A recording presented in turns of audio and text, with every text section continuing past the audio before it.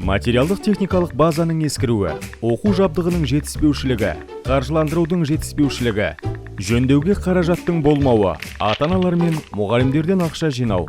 Осының бәрі елдегі мектептердің өзекті мәселелері. Бұл мәселелерді шешу үшін барлық мемлекеттік қала мектептері 1 қыркүйектен бастап мектеп бюджетін 18-20%-ға ұлғайта отырып, жан басына шаққандағы қаржыландыруға өтеді.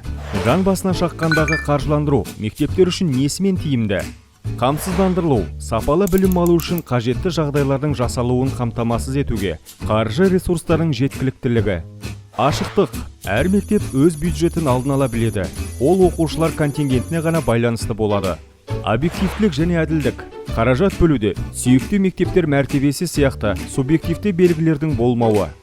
Дербестік. Қаражаттың мектептің қажеттіліктеріне жұмсалуы.